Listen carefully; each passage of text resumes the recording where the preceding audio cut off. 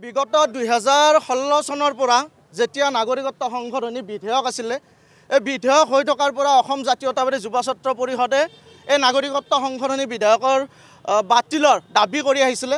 তাৰ পিছত পৰৱৰ্তী সময়ত নাগৰিকত্ব সংশোধনী বিধেয়ক আইনত পৰিণত হ'ল।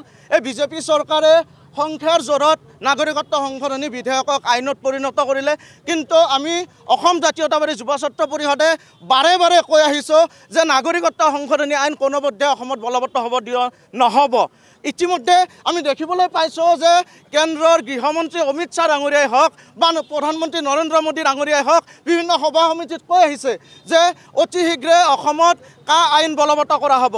কাৰ ৰুল ফ্ৰেম ইতিমধ্যে তেওঁলোকে ৰুল ফ্ৰেম প্ৰচাৰ কৰাৰ বাবে বিধিগতভাৱে তেওঁলোকে লাগু কৰাৰ বাবে এক প্ৰচেষ্টা চলাই আহিছে। কিন্তু আমি অসম জাতীয়তাবাদী যুৱ ছাত্ৰ পৰিষদে আজিৰ এই ধৰ্ণা কাৰ্যসূচীৰ জৰিয়তে আমি ক'ব বিচাৰিছোঁ যে অসমত কোনো প্ৰকৃত অসমীয়াই এই কা আইন মানি ল'ব নোৱাৰে।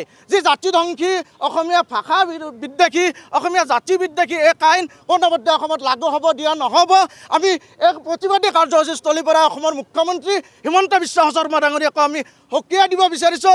তেখেতে যি গাদীৰ লোভত তেখেতে অৰ্থৰ লোভত আজি যে তেখেতে চকু মুদা খুলিৰ ভাও ধৰিছে, তেখেতে যদিহে প্ৰকৃত অসমীয়া হয় তেখেতে অসমীয়া জাতিৰ পক্ষত থিয় দিয়ক।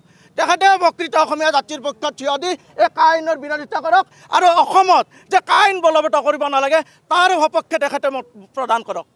এনি ভাৰত 24 এটি নতুন চেনেল ৱেলকাম জনাইছোঁ।